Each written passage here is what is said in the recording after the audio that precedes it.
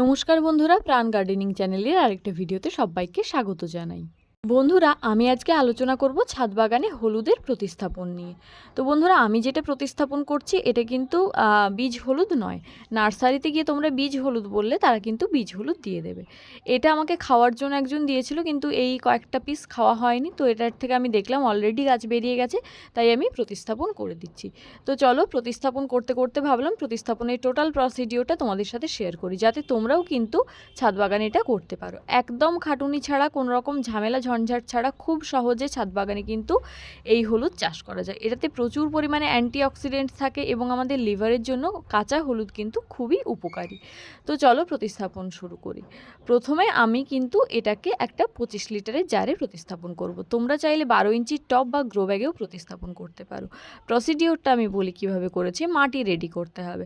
1 ভাগ মাটি, 1 ভাগ কম্পোস্ট এবং তার সাথে 12 ইঞ্চি টব পিছু 1 মুঠো শিংকুচি, 1 মুঠো হাড়ের গুঁড়ো ভালো করে মিশিয়ে মাটিটাকে প্রিপেয়ার করে তাতে প্রতিস্থাপন করলেও হবে। আবার তোমাদের ছাদ বাগানে আগে যে মাটি ইউজ করা হয়ে গেছে তাকে আবার শুকনো করে সেই 2 ভাগ মাটির সাথে 1 ভাগ কম্পোস্ট মিশিয়ে তার সাথেও তোমরা মোটামুটি এটা প্রতিস্থাপন করতে পারো। চাইলে তোমরা শিংকুচি হাড়ের গুঁড়ো অবশ্যই দিতে পারো। আরেকটা যেটা করা যায় সেটা হচ্ছে যে 1 ভাগ ফুলের পচা বা তোমার বাগানের পাতা পচা বা কিচেন ওয়েস্ট কম্পোস্ট এবং তার ওপর 1 ভাগ মাটি, আবার একটা লেয়ারে কিচেন ওয়েস্ট এবং তার উপর একটা লেয়ার মাটি এবং সবার শেষে ওপর একটা মোটা স্তরে মাটি, এইভাবে দিয়ে লাগালেও কিন্তু হলুদ গাছ খুবই ভালো হয়। কারণ যত দিন যাবে তত কিচেন ওয়েস্ট বা বাগানের পচা পাতা এগুলো আরও বেশি পচতে থাকবে এবং পচতে পচতে একটা সময় পর হিউমাসে কনভার্ট হয়ে যাবে। তো সেক্ষেত্রেও খুব ভালো কাজ হয়। তবে সেক্ষেত্রে এটা লক্ষ্য রাখতে হবে যে মাটির লেয়ারের থেকে যেন অনেকটা ডাউনে থাকে ওই পচা অংশগুলো লেয়ার।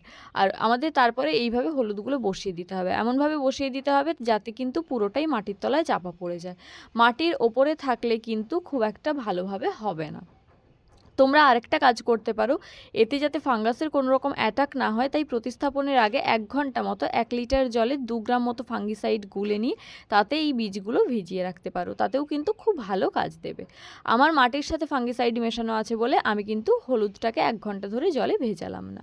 এরপর আমি ভরপুর মাত্রায় জল দিয়ে দেবো। 12 ইঞ্চি টবে তোমরা 2টো পরিমাণ হলুদ লাগাতে পারো। আর এই রকম যদি 25 লিটারের জলের ড্রাম দেখতে পাও তাহলে কিন্তু 3টে মতো বসাতে পারো, তাতেই দেখবে মোটামুটি খুব ভালো রেজাল্ট দিচ্ছে। যেহেতু আমি এটা বাড়িতে খাবো তাই আমি কোনো রকম রাসায়নিক খাবার ব্যবহার করিনি। তোমরা চাইলে কিছুটা পরিমাণ ফসফেট ব্যবহার করলেও করতে পারো। তবে আমি বলবো, যেহেতু এটা বাড়িতে খাওয়ার জন্য এবং বডিকে হেলদি করার জন্য আমরা ছাদ বাগানে চাষ করছি, তাই সেক্ষেত্রে আমরা যতটা পারবো রাসায়নিক সার থেকে যদি বিরত থাকি সেটাই সবথেকে ভালো হবে। তো মোটামুটি তীব্র গরমে কিন্তু জল দিতেই হবে, না হলে কিন্তু এগুলো খুব একটা বেরোবে না। আর এই হলুদটা প্রতিস্থাপনের সময় যদি তুমি আমাকে বলো, তাহলে আমি বলবো গরমের একদম শেষের দিকটা, অর্থাৎ মে জুন মাসের দিকে এটাকে প্রতিস্থাপন করতে হবে। তারপরেই দেখো মোটামুটি 1 মাসের মাথায় আমি দেখেছি আমার গাছ দুটো এইভাবে বেরিয়েছে।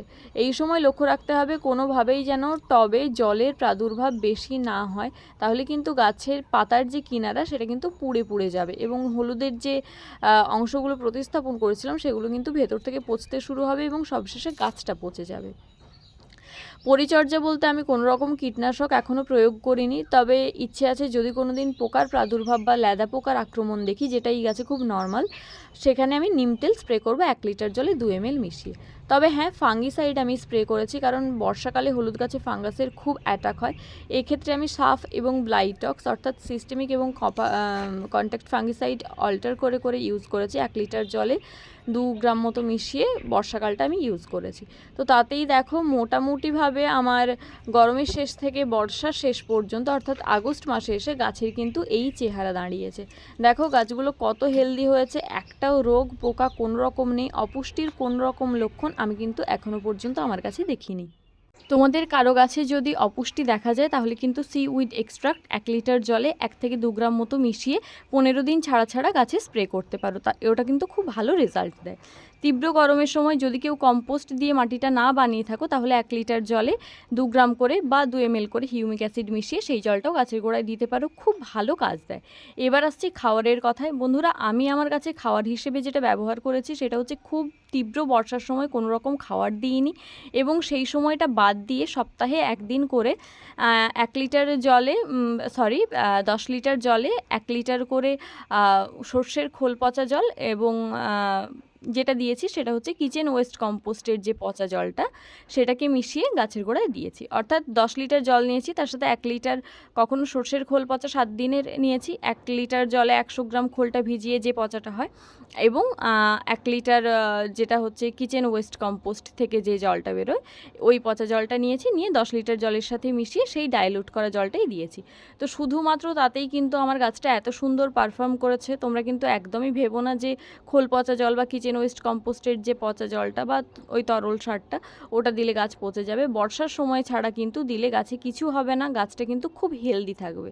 দেখো বন্ধুরা, আমার গাছটাও কিন্তু যথারীতি হেলদি আছে। তো তোমরা এইভাবে যদি হলুদটা প্রতিস্থাপন করো তাহলে কিন্তু হারভেস্টিংয়ের টাইম হবে শীতের শুরুর দিকে, অর্থাৎ অক্টোবরের শেষ, নভেম্বরের শুরু, বা কখনো কখনো কারো কারো ক্ষেত্রে নভেম্বরের শেষের দিকেও হতে পারে। তো সেই সময় থেকে তোমরা কিন্তু গোটা শীতকাল জুড়ে হারভেস্ট করতে পারবে ছাদ বাগানের হলুদটা। হলুদ হারভেস্টিংয়ের ভিডিও আমি তোমাদের সাথে অবশ্যই শেয়ার করব, কীরকম করে আমি আমার হলুদ গাছগুলো করলাম এবং হলুদ গাছগুলো করে আমি কতখানি হলুদ পেলাম সেটা আমি তোমাদের সাথে শেয়ার করব। এটাই কিন্তু কোনো রকম ঝামেলা নেই, ছাদের এক কোণে একদম পড়ে থাকে এবং বাগানকে আলো করে রাখে। তোমরাও বন্ধুরা এইভাবে হলুদ করতে থাকো। আর ভিডিওটা যদি ভালো লাগে প্লিজ লাইক করো, তোমার বাগানি বন্ধুদের সাথে শেয়ার করো, আর চ্যানেলটা সাবস্ক্রাইব করে প্রাণ গার্ডেনিংয়ের সাথে থেকো। কোনো রকম যদি কোয়ারিজ থাকে আমাকে অবশ্যই কমেন্ট করে জানিও, আমি আমার সাধ্যমতো চেষ্টা করব সেগুলোকে সলভ করার।